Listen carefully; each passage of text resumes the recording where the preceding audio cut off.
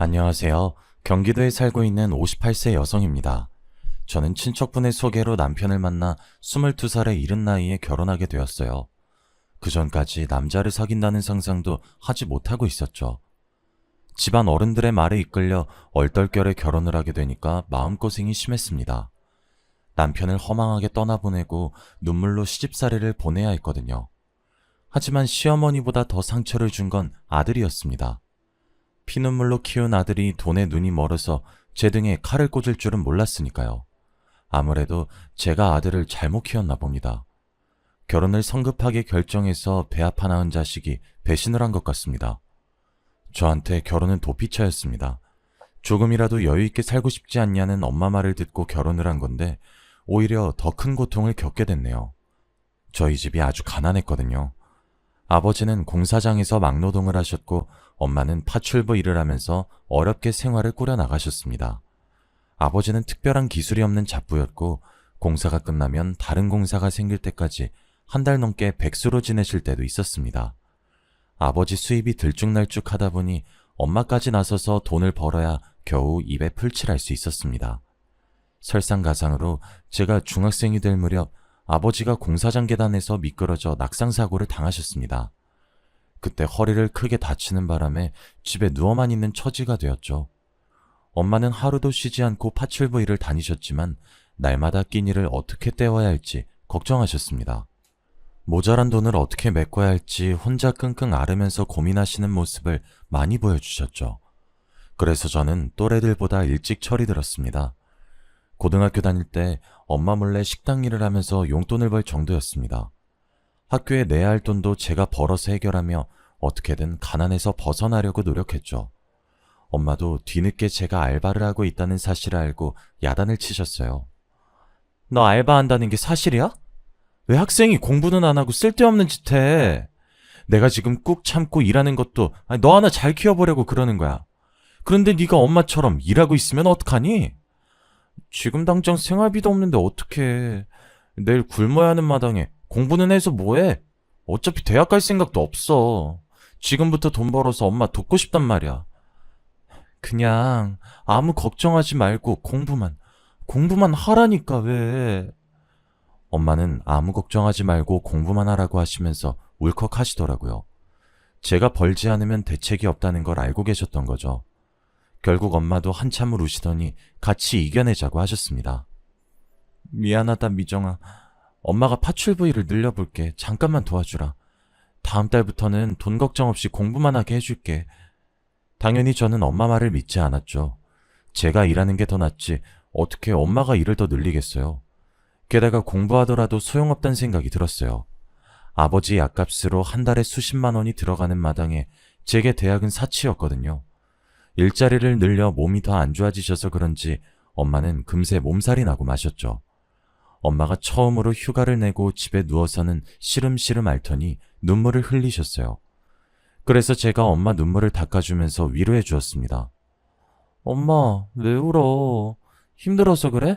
나도 일하고 있잖아. 무리하지 말고 하던 일만 하자. 어떻게 너한테 일을 시켜? 엄마가 어떻게든 돈 벌어보려고 했는데 학생이 공부를 해야 하는데. 엄마가 끝내 말을 잇지 못하셨어요. 그 뒤로 저보고 일을 그만두라고 말하지 못하고 술만 취하면 미안하다고 하셨죠. 하지만 제가 일을 한 뒤로 생활비 걱정이 조금 덜어져서 오히려 살만했어요. 3개월, 6개월, 1년이 지나니 일도 쉬워져서 오히려 학교 공부보다 식당 일이 좋아졌는데요. 사장님도 절 좋게 봐주셨는지 저한테 졸업 후에 뭘 할 거냐고 물으시더라고요. 미정아, 몇 개월 뒤면 졸업하겠네. 식당 그만두고 취직할 거지? 일단 서울에 있는 회사에 이력서 넣어보려고 하는데 잘 될진 모르겠어요. 자격증도 따서 크든 작든 회사에 취업이 되면 서울로 갈 생각이에요. 네가 일도 잘하고 야무져서 계속 옆에 두고 싶은데 이제 성인인데 식당에서 알바만 하면 되겠니? 일단 취업 때까지만 일해주라. 요즘 일 잘하는 직원 구하기가 하늘의 별 따기야. 네, 당연하죠. 곧 그만둔다고 일 대충 하는 일은 없을 거예요. 아유, 말하는 게 넌 요즘 애들 같지 않다니까. 어른이야, 어른. 제가 일했던 사장님은 저를 딸처럼 생각하면서 아주 잘 대해주셨어요. 저도 엄마보다 사장님을 보는 시간이 더 많아져서 정이 들었어요. 그래서 이 식당에 벗어날 수 없었죠. 저도 성인이 되면 회사에 취직할 줄 알았는데 용기가 나지 않았어요. 어쩌다 회사에 이력서를 넣어도 번번이 낙방하였습니다. 오늘 면접 본 거 발표 났다며. 결과 확인해 봤어? 떨어졌어요. 아유, 너가 질 잘하는 애를 왜 떨어뜨리나 몰라. 돈 걱정하지 말고 천천히 알아봐. 네가 괜찮으면 주말에만 일하지 말고 평일까지 쭉 나와도 된다. 그래야 너도 돈이 좀 될 거 아니냐? 일단 그렇게 할게요. 감사합니다. 시간이 많아진 만큼 식당에서 일을 하게 되니까 돈이 제법 모이더군요. 돈 벌어서 가끔 맛있는 치킨이나 피자를 시켜 먹는 재미에 빠지니까 꼭 회사에 들어가야 하는 생각도 들었습니다. 식당 일도 익숙해졌고 사장님도 좋으신 분이고 게다가 안정적인 수익도 생겼으니까요. 어영부영 시간을 보내니 3년이란 시간이 훌쩍 지나버리더군요. 사람 마음이 참 간사해서 당장 취업을 못해도 돈이 나오는 곳이 있으니 마음이 급해지지 않았습니다. 그러다 보니 자격증을 따거나 취업 준비를 하는데 소홀해졌어요. 일만 하면서 지내는 사이에 22살이 되었고 그때 제가 좋다는 남자가 나타났어요. 저희 식당에 자주 들리는 단골 손님이었는데 일주일에 서너 번씩 만나다 보니 자연스럽게 친해졌습니다. 단골 손님에게 오빠라고 부르긴 했지만 이성적인 관심이 있는 것도 아니었습니다. 하지만 단골 손님은 저만 보면 해발쭉 웃으면서 저만 쳐다보고 있더라고요. 정상이 아닌 것 같기도 했고 무서워져서 없는 사람인 척 무시했습니다. 그런데 저에게 결혼하잔 말을 꺼내더군요. 미정아, 우리 결혼하자. 내가 뭘 해서라도 꼭 행복하게 해줄게. 기습적인 청혼에 저는 당황스러운 것은 물론 어이가 없었습니다. 오빠라고 부르며 친한 척 군 게 화근이었죠. 사장님이 단골 손님한테 오빠라고 부르길래 저도 따라한 것이었습니다. 사심없이 자주 와줬으면 해서 친한 척한 건데 괜한 짓을 했네요. 이제 와서 후회하면 뭐하나요? 요즘 세상이 흉흉해서 괜히 짜증냈다가 큰 코 다칠 수 있어서 단골 손님을 잘 타이르려고 했습니다. 아니 오빠 왜 그래? 이게 무슨 황당한 소리야. 사귀자는 것도 아니고 결혼부터 하자고 들이대는 게 말이 돼? 우리 만난 지 2년 넘었잖아. 그 정도면 충분한 거 아니야? 뭐? 우리가 따로 만나서 데이트한 것도 아닌데 뭐가 충분해. 오빠, 나라서 웃으면서 말하는 거지. 다른 여자한테 이러면 큰일 나. 단골 손님은 매일 식당을 오면서 저와 연애를 한 걸로 착각을 하고 있었어요. 조금 무서운 느낌이 들어서 얼른 이 단골 손님을 떨쳐내려고 했죠. 오빠, 진짜 미안한데 난 아직 결혼 같은 거 생각 없어. 그러니까 앞으로 이러지 않았으면 좋겠어. 제가 단호하게 거절하자 풀이 죽은 표정으로 식당을 나가더라고요. 그날 그렇게 끝난 줄 알았는데 전혀 아니었습니다. 갑자기 저보고 결혼해달라고 하길래 어디가 부족한 사람인 줄 알았는데 그것도 아니었어요. 제가 모르는 사이에 주변 사람들을 설득하고 있었거든요. 그날도 단골 손님이 찾아와서 말을 걸길래 단답으로 대꾸했죠. 그랬더니 사장님이 저한테 이렇게 한마디 하는 거 있죠. 미정아, 종구한테 너무 매몰차게 대하는 거 아니니? 네? 제가요? 사장님도 아시잖아요. 종구 오빠가 계속 찾아와서 결혼해달라고 하는 거. 저 곧 서울 가는데 그러면 곤란해요. 제가 가지도 않을 서울 핑계를 댔지만 소용없었어요. 사장님이 버럭 소리치면서 제 거짓말을 지적하시더라고요. 서울은 무슨? 너 갈 생각도 없잖아. 취직 준비한다는 애가 몇 년 동안 붙은 회사도 없으면서 무슨? 네? 지금 취직 준비하고 있어요. 조금만 더 하면 되는데. 종구가 인물도 저만 하면 괜찮은 편이고 성실하고 착하잖아. 게다가 집에 돈도 많다더라. 사장님이 귓속말로 식당 앞에 있는 건물이 종구네 거라고 하시면서 몇 번만 만나보라고 부추겼어요. 어느 날은 집에 갔더니 엄마가 저를 부르더니 사장님한테 그 오빠에 대해 들었다고 하시더라고요. 너 좋다고 쫓아다니는 남자가 있다며? 사장님한테 들었어? 그 사람 때문에 미치겠어. 완전 스토커 같다니까? 남자들이 원래 그러잖아. 너 좋아서 적극적으로 대시한 건데 스토커라고 하면 안 되지. 엄마가 그 사람이 하는지 못 봐서 그래. 그 사람 말도 꺼내지 마. 그래도 식당 앞에 건물 가지고 있다면서? 그런 사람이면 한 번쯤은 만나봐도 되겠다 싶어서 물어본 거야. 엄마, 내가 무슨 연애야. 돈 벌 시간도 부족하구만. 그래, 네가 그렇다니까 어쩔 수 없지만. 엄마가 결혼하라는 것도 아니고 한번 만나보라고 얘기해본 거였어. 저는 그 뒤로 대꾸도 하지 않았지만 엄마는 내심 아쉬운 모양이었죠. 틈만 나면 종구 오빠 이야기를 꺼냈어요. 종구 오빠한테 직접 들은 건 아니었지만 오빠에 대한 소문을 들으니 마음이 흔들리더라고요. 동네 식당 앞 허름한 건물주에서 강남에 집 한 채가 더 있다는 소문까지 듣게 됐으니까요. 사귈 마음도 없는데 당사자한테 직접 물어보기도 좀 그래서 그냥 그런 소문이 있구나 생각만 하고 있었어요. 그런데 5개월 뒤에 뜻밖의 일이 터지고 말았어요. 20년 넘게 고된 일을 해오던 엄마의 몸에 이상이 생겼습니다. 파출부 일을 하느라 엄마 허리가 안 좋아졌는데 최근에 허리가 끊어질 듯이 아파서 걷는 것도 힘들다고 하셨거든요. 얼른 엄마를 데리고 병원에 가보니 추간판 탈출이라는 진단을 받게 되었죠. 의사는 당장 수술을 준비하자고 했지만 500만 원 되는 수술비가 문제였어요. 제가 일단 엄마를 입원시켜놓고 식당 사장님부터 찾아갔습니다. 일하고 있는 사장님을 붙들고 돈 좀 빌려줄 수 있냐고 사정하고 있는데 그때 기다렸다는 듯이 오빠가 나서더라고요. 미정아, 얼마가 필요한데 그래? 내가 해결해줄게. 500만 원이면 돼. 내가 3달 안에, 아니 4달 안엔 꼭 갚을게 오빠. 안 갚아도 돼. 부모님 수술비 때문에 그런 건데 내가 그걸 어떻게 받아? 오빠가 어떻게 알았어? 오늘 네가 일하는 날인데 사장님 계시길래 물어봤어. 어머님 많이 아파서 급하게 일을 뺐다며? 계좌 불러. 지금 보내줄게. 계좌번호를 불러주니까 오빠가 진짜로 500만 원을 보내주었습니다. 아버지도 제게 이런 적이 없었는데 정말 감동이었죠. 금전적으로 이렇게 흔쾌히 도와주는 사람이 없어서 귀찮게만 느껴졌던 종구 오빠가 다르게 보였습니다. 사장님도 제 눈빛이 변하는 걸 봤는지 갑자기 제 옆구리를 찌르면서 귓속말을 하더군요.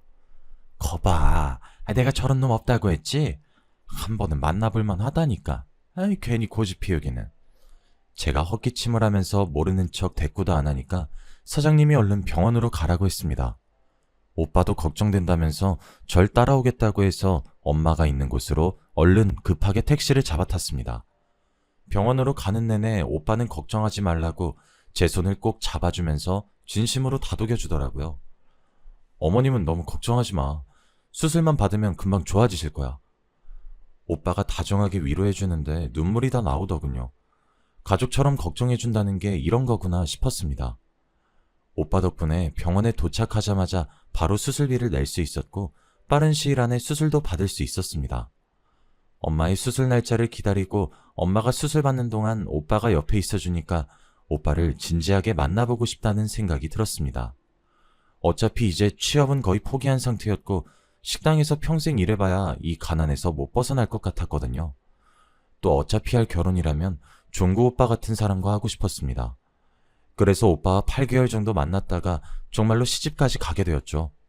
그런데 막상 결혼식을 올려보니 오빠가 건물주란 소문은 사실이 아니었습니다. 시댁은 저희 집보단 형편이 나았지만 그렇다고 넉넉하진 않더라고요. 시아버지는 10년 전에 세상을 떠나셨고 시어머니는 남편의 뒷바라지를 위해서 시장에서 채소와 과일을 파는 노점상을 하셨어요. 학교를 마친 남편은 공장에 들어가서 일을 했고 5년 뒤에 작업반장이 되었죠. 남편은 시어머니에게 나이도 드셨으니 노점상을 그만두라고 말렸지만 시어머니는 듣지 않으셨습니다. 사지육신 멀쩡한데 집에서 놀면 뭐하냐? 사람은 움직일 수 있을 때 움직여야 돼. 시어머니는 평생 일만 하면서 부지런히 살아오셔서 그런지 제가 집안일만 하는 꼴을 못 보셨어요. 제게 시장에 나와서 노점상 일을 도우라고 하셨죠. 결혼 전엔 식당 일만 해봤다며? 시집 온다고 그만뒀단 말은 들었다. 집에서 놀 생각하지 말고 나 따라와서 장사일부터 배워봐라. 그때부터 시어머니 밑에서 노점 일을 하게 되었어요. 시어머니는 늘 제게 엄격하셨고 아주 혹독한 시집살이를 시키셨어요. 장사일이 서툴러서 물건을 잘못 받아오거나 계산이 틀리면 벼락같이 호통을 치셨고 장사를 마치고 집에 와도 집안일을 전부 제게 맡기고 조금도 도와주지 않으셨어요. 도와주긴커녕 사소한 것도 꼬투리를 잡아서 구박을 했습니다. 장사하느라 몸살 났다고? 터 늙은 노인데도 멀쩡한데 무슨 몸살? 얼른 일어나서 저기 쌓여있는 빨래부터 어떻게 해봐라. 이렇게 게을러 빠져서 어디다 쓰겠어? 밖에서는 장사를 하느라 힘들고 집에서는 시어머니 눈치 보느라 잠시도 쉬지 못했습니다. 거기에 애까지 들어서 더 힘들어졌죠. 좋은 거한테 들었다. 애 생겼다며? 애 가졌다고 시장에 안 나올 생각은 하지 마라. 시어머니는 임신해서 몸이 무거운 제 사정을 전혀 봐주지 않으셨어요. 정말 거짓말 하나 안 보태고 애가 나오기 직전까지 장사를 해야 했죠. 자칫했으면 시장 바닥에서 애를 낳을 뻔했습니다. 과일을 팔다가 진통이 와서 소리소리를 질렀어요. 시어머니께서 절 부축해주지도 못해서 조금만 참아보라고 난리를 피우길래 옆 가게 아저씨 이름만 목이 터져라 불렀습니다. 정말 떡가게집 아저씨가 아니었으면 병원에 가지 못했을 거예요. 정신을 차려보니 간호사가 제품에 아들을 안겨주더군요. 시어머니께서는 첫째가 아들이라고 좋아하셨습니다. 저를 대하는 태도가 조금은 달라지셔서 다행이었죠.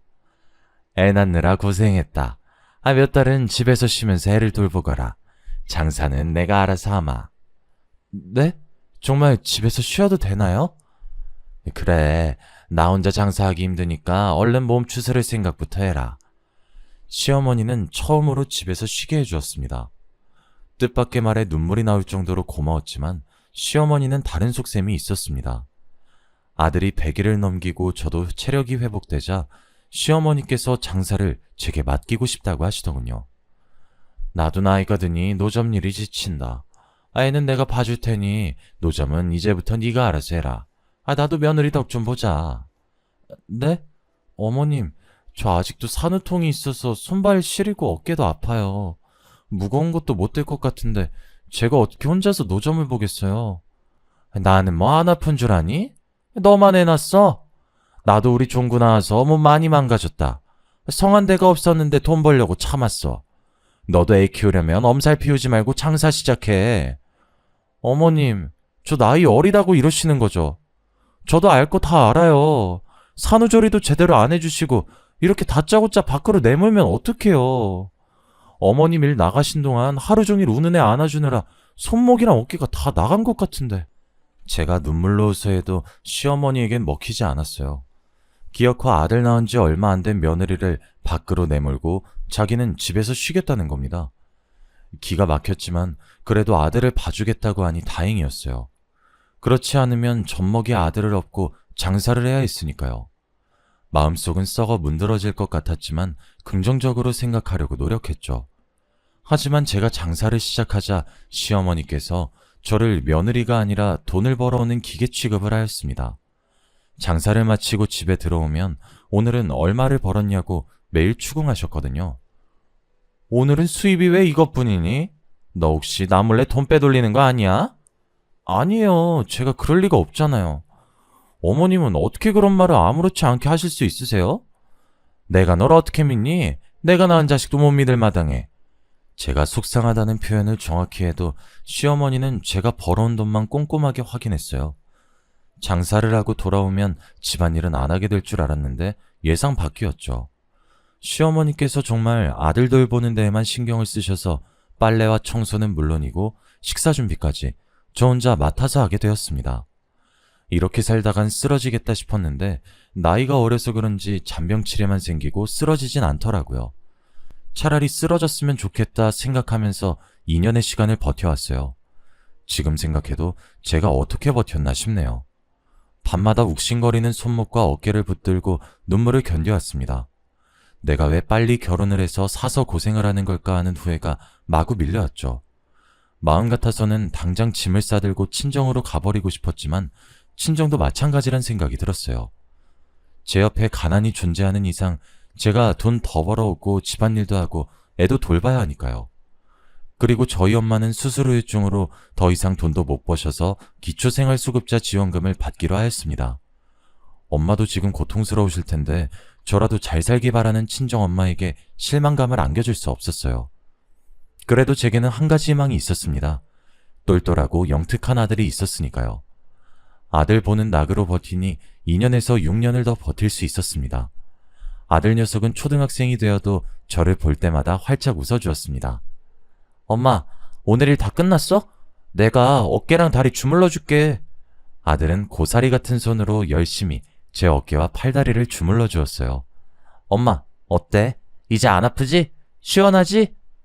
그래, 엄마한테는 민규손 약손이야. 제가 퇴근하고 올 때마다 안마사를 자청하는 아들을 보면 기운이 솟아오르더군요.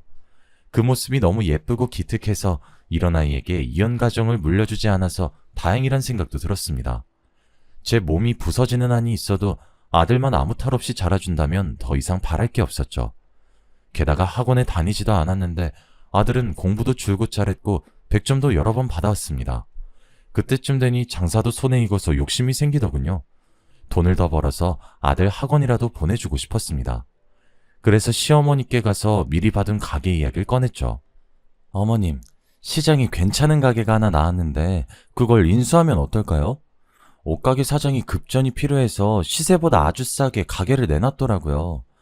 이참에 노점이 아니라 우리 가게를 만들어두는 게 좋을 것 같아요.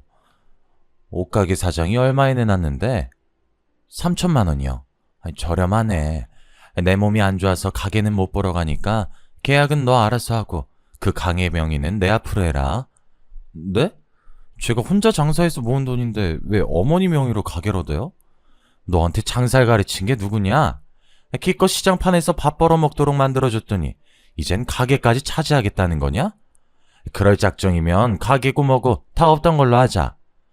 8년 동안 일한 게 다 어머님 품으로 들어간다니 너무 억울하고 분했어요. 시어머니의 명의로 가게를 사기 싫다고 계속해서 노점상으로 일할 순 없는 노릇이었어요. 돈은 시어머니가 가지고 있으니 어쩔 수 없이 시어머니 앞으로 가게를 인수했습니다. 그래도 노점이 아니라 마음이 놓이더군요. 신고받고 출동한 경찰을 피해 자리를 옮기거나 다른 노점상들이랑 실랑이를 벌이지 않아도 됐어요. 이리저리 옮길 필요도 없으니 단골도 생기고 장사도 전보다 잘 되었어요. 이제야말로 한시름 놓았다고 생각했는데 사람 일은 참 알 수가 없습니다. 느닷없이 공장에서 일하던 남편이 사고를 당해서 크게 다치고 만 겁니다. 연락을 받고 허둥지둥 병원으로 달려갔더니 남편은 이미 수술실로 들어간 뒤였어요. 제가 간호사를 붙들고 남편이 어딜 다친 거냐고 물어보니까 공장 소장님이 저를 부르더라고요. 소장 말로는 무거운 기계를 크레인으로 옮기다가 갑자기 정전이 돼서 공중에서 기계가 떨어졌다고 합니다. 남편이 그 밑에 깔리고 말았는데 그 소리를 듣자마자 다리가 후들후들 떨렸습니다. 제가 주저앉아서 수술실 문만 바라보고 있으니까 몇 시간 뒤에 의사가 수술을 마치고 나왔습니다. 선생님, 저희 남편 괜찮나요? 살아있긴 하는 거죠? 환자분이 너무 심하게 다치셨어요. 출혈도 많았고 회복을 낚아낼 수 없는 위험한 상태입니다. 그 말을 듣고 설마 했습니다. 이대로 혼자 남겨지는 건가 싶었지만 끝까지 포기하지 않았어요. 남편이 중환자실로 옮겨졌지만 이틀 동안 의식을 회복하지 못했죠. 그 시간 동안 정말 속이 타들어갔습니다. 그러다 남편이 기적처럼 의식을 되찾고 눈을 떴습니다. 여보, 정신이 들어? 나야 당신, 나 알아보겠어?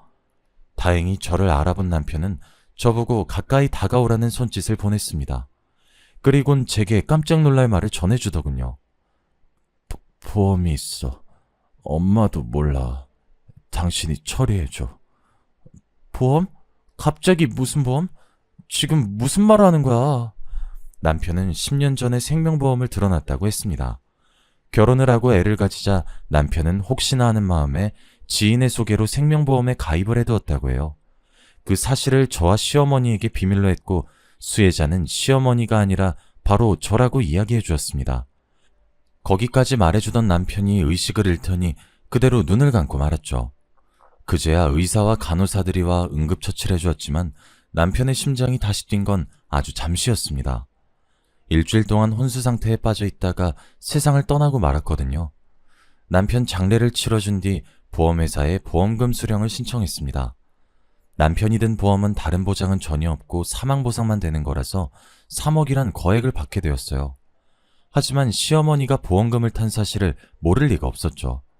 장례를 치르다 어디서 보험 이야기를 듣고 왔는지 제게 남편의 사망보험금을 내놓으라고 다그쳤어요. 너 보험금 3억이나 탔다며? 이런 고약한 년을 봤나?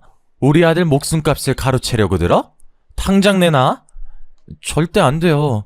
이 돈은 제 것도 아니고 어머니 것도 아니에요. 그럼 누구 거란 말이냐? 어머님 손자 민규 몫이에요. 웃기고 있네. 민규 핑계 대면서 그 돈 네가 독차지하는 속셈 모를 줄 알아? 어머님이 어떻게 생각하시는 그 돈만은 절대 드릴 수 없으니 그렇게 아세요. 자꾸 돈 타령하시면 저도 못 참아요. 민규 데리고 이 집에서 나가버릴 거예요? 거듭대는 시어머니의 등살을 견디지 못하고 저는 마지막 방법을 썼습니다.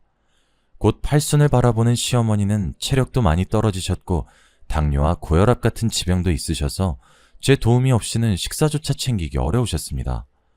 제가 자꾸 돈을 내놓으라고 보채면 나가버리겠다고 소리를 지르자 시어머니도 당황하셨는지 입을 닫았죠. 남편을 떠나보낸 뒤에 저는 전보다 더 악착같이 장사를 하면서 돈을 모았습니다.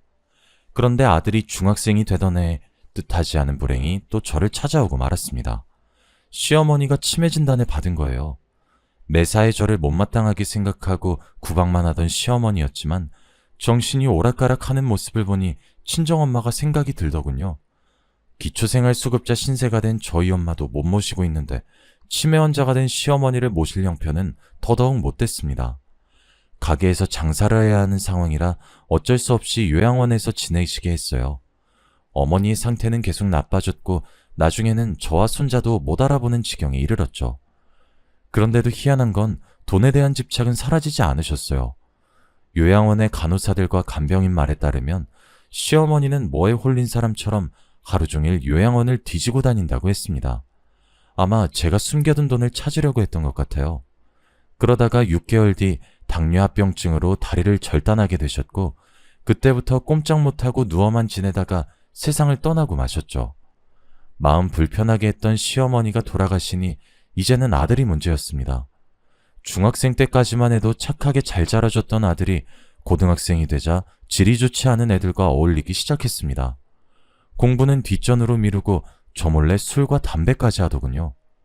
방학이 되면 친구 집에서 지낸다고 하면서 며칠씩 집에 들어오지 않은 날도 있었습니다. 제가 걱정이 돼서 잔소리를 하면 아들은 전과는 다르게 짜증을 내면서 집을 나가버렸어요. 집에 와도 제가 말을 걸면 인상부터 썼고 자기 방에 들어가면 방문을 잠그고 나오지 않았으니까요. 저는 어긋나가는 아들 때문에 마음을 졸이면서 살았는데 1년 뒤에 충격적인 일이 터지고 말았습니다. 아들이 훔친 오토바이를 타고 도망가다가 경찰에게 잡힌 겁니다. 제가 경찰서에 가니 아들의 절도는 이번이 처음이 아니라고 했습니다. 경찰한테만 안 걸린 거지 지갑이나 핸드폰은 물론 노트북도 훔친 적이 있다고 하더군요. 정말 이제 하늘이 무너질 것 같아서 아들을 붙잡고 눈물만 흘리고 있었습니다. 민규야, 어쩌려고 그래? 엄마 죽는 걸 보고 싶어? 제발 정신 좀 차려. 아, 진짜. 이번엔 재수가 없어서 걸린 거라고. 아들은 제가 알던 예전에 착하고 얌전하던 아들이 아니었어요. 경찰서에서 오랜만에 아들을 마주하고 있으니 수틀리면 주먹을 휘두르거나 욕을 하는 건달처럼 보이더군요. 제가 무릎 꿇다시피 오토바이를 빼앗긴 피해자한테 사죄해서 합의를 볼 수 있었지만 아들은 달라지지 않았습니다. 그 뒤로도 돈이 필요하면 남의 물건에 손을 댔으니까요. 결국 아들은 학교에서도 애들 돈을 훔치다 걸려서 주먹 다짐을 했습니다. 덩치가 크고 힘이 셌던 아들이 일방적으로 내려쳐서 아들은 학교에서도 퇴학 처분을 받았죠. 게다가 절도 혐의와 폭행죄로 소년원까지 가게 되었습니다. 1년간 소년원에서 보호감호 처분을 받고 돌아온 아들은 건달처럼 보이는 것이 아니라 완전히 건달이 되어서 돌아왔습니다. 엄마, 나 서울 가서 지내려고. 갑자기 서울은 왜? 소년원에서 친해진 애가 있는데 서울에서 같이 사업하재. 나는 몸만 오라고 했으니까 신경 쓰지 마. 서울은 안 돼. 너무 멀잖아. 그냥 엄마 집에서 같이 살자. 어? 내가 새 출발하겠다는데 왜 그래? 여기서 지내봤자 맨날 돈 없다는 이야기만 듣는데 내가 왜 여기 있어야 하냐고. 아들이 우리 집 가난한 게 지긋지긋하다고 소리를 지르는데 서울에 가지 말라고 말릴 수 없었습니다. 그래서 가서 사고만 치지 말라고 당부하고 보내주었죠. 서울로 간 아들은 한 달이나 두 달에 한 번씩 돈이 떨어지면 저를 찾아와서 손을 벌렸습니다. 남들이 들으면 안 그래도 버릇없는 놈 버릇없게 키운다고 뭐라 할지 몰라도 전처럼 물건을 훔치다가 걸린 것보다 훨씬 나았습니다. 다만 아쉬운 건 아들이 따뜻한 집밥 한 그릇 먹지 않고 가버린다는 것이었습니다. 제가 뭐라도 먹여서 보내려고 하면 인상 찌푸리기 바빴죠. 됐어. 밥은 무슨 놈의 밥이야. 바빠서 빨리 가봐야 돼. 밥 한 그릇 먹고 갈 시간도 없다는 게 말이 돼? 국 씻기 전에 한술 뜨고 가. 제가 밥 한 숟가락을 떠서 맛이라도 보라며 내미니까 아들이 성질을 부리면서 상을 엎어버리더군요. 엄마가 언제 이렇게 챙겨줬다고 그래. 이제 와서 착한 척 하지 마. 짜증나니까. 제가 장사를 하느라 밥도 제대로 못 차려주고 학교 생활은 잘하는지 친구들은 누가 있는지 살펴봐주지 않은 게 컸나 봅니다. 아들을 잘못 키운 제 탓이죠. 이제 와서 뭘 어떻게 할 순 없었습니다. 저희 민규가 30이 넘을 때까지 돈이 떨어지면 저를 찾아오는 일이 반복됐어요. 그러다 아들이 느닷없이 들이닥쳐서 다급하게 돈을 내놓으라고 했어요. 엄마, 나 300만 원만 주면 안 돼? 아니면 100만 원이라도, 어? 대체 무슨 일이야? 뭐 때문에 300만 원이 필요한지 말해줘야 주지. 그게 경마하다가 돈을 조금 날렸어. 머뭇거리던 아들이 경마와 다른 도박에 손을 댔다가 1억 정도 빚을 졌다고 하더군요. 저는 아들이 언젠간 사고 칠 것 같아서 가진 현금을 모두 다 소진한 상태였습니다. 대신 그 돈으로 집 한 채를 사뒀죠. 3억이라는 목숨값을 허투루 쓰고 싶지 않아서 오랫동안 생각해 놓은 계획이었습니다. 엄마가 집을 사느라 돈이 없어. 그 집 나한테 주면 되잖아. 어차피 나 주려고 사놓은 거 아니야? 그래, 너한테 줄 거야. 하지만 지금은 아니야. 네가 결혼하면 그때 줄 테니까 그렇게 알아. 정말이지? 결혼하면 집 준다고 약속한 거야? 대신 좋은 여자 만나야 돼. 아무 여자 데려오면 절대 안 된다. 결혼이고 뭐고 당장 집을 내놓으라고 난리 깽판을 칠 줄 알았는데 아들이 순순히 알았다고 하고 나가더군요. 그리고 몇 달 뒤 아들이 결혼할 여자라며 상견례 자리를 마련하였습니다. 우리 엄마야, 인사드려. 안녕하세요. 수진이라고 해요. 만나 뵙게 돼서 반가워요, 어머님. 좋은 여자라고 해서 기대했는데 첫인상부터 실망스러웠습니다. 쌍꺼풀도 하고 코도 높이고 보톡스를 잔뜩 맞았는지 얼굴이 부어 있었거든요. 화장도 짙고 향수 냄새도 독한 게 화류계 출신이 아닌가 싶었습니다. 그런데 아들 말을 들어보니 유흥업소 출신이 맞더군요. 제가 집안 살림 살 돈도 없는데 무슨 결혼이냐고 반대하려고 하니까 갑자기 이상한 말을 꺼냈습니다. 돈이 없긴 왜 없어. 집은 엄마가 준 집에서 살면 되고 세탁기나 냉장고는 뭐 내가 돈 좀 빌리고 수진이 마이킹 좀 땡기면 돼. 마이킹? 마이킹이 뭐니? 그게 아들은 말실수를 했다고 생각했는지 며느리 눈치를 보더군요. 그러더니 며느리가 술집 여자라고 술술 불고 말았습니다. 술집 좀 나갔으면 어때? 지금부터 마음 잡고 열심히 살 건데. 설마 집 안 주려고 그러는 건 아니지? 결혼은 아직 일러. 더 생각해보고 해라. 엄마한테 나중에 이야기하려고 했는데 우리 애도 생겼단 말이야. 수진이가 배 더 나오기 전에 결혼식 올리고 싶대. 뭐? 애가 생겼다고? 제가 놀라든 말든 아들의 관심사는 오로지 집밖에 없었어요. 제가 명의를 넘겨주면 당장 팔아먹을 게 분명했죠. 그래서 정신을 똑바로 차리고 아들에게 단호한 모습을 보여주었습니다. 서두르지 마라. 오래 비어둔 집이라 손볼 데가 많아. 집이 수리될 동안 당분간은 내 집에서 같이 지내자. 사람은 일단 같이 살아봐야 해. 결혼식도 혼인신고도 아직 올리지 말고 3개월만 같이 살아보게. 집 줄 생각은 안 하고 시모가 같이 살자고 하니 당연히 며느리 입이 삐죽거렸죠. 워낙 못 배운 아이 같아서 싫다고 집부터 달라고 소리를 지를 줄 알았는데 다행히 저보고 같이 살자고 했습니다. 그렇게 며느리와 같이 산 지 한 달 정도 지났을까요? 밤에 화장실을 다녀오려고 일어났다가 아들이랑 며느리 방에서 도란도란 말소리가 들려왔습니다. 내가 알아봤는데 엄마가 사놓은 집 말이야. 지금 집값 뛰어서 최소 5억은 나간대. 어머, 대박이네? 그럼 자기야, 나한테 절반 주기로 한 약속 지켜야 돼. 만약에 딴소리 하면 나 경찰에 신고해버릴 거야. 뭐? 이게 미쳤나? 나를 뭘로 신고하겠다는 거야? 혼인빙자 사기죄라고 드러나 봤어? 네가 또 사기치고 도망갈까봐 나도 알아봤다고. 너 또 가게 삼촌한테 이상한 말 듣고 이러는 거지? 너한텐 절대 거짓말 안 하니까 조금만 기다려. 할망구 죽고 나면 이 집도 내 거니까. 도대체 언제 죽는데? 나한테는 여기저기 안 아픈 데가 없다며. 너무 팔팔한 거 아니야? 조금 기다리라니까. 그동안 싫어하는 티 좀 내지 말고 얌전히 있어. 안 그럼 돈이고 뭐고 아무것도 안 줄 테니까.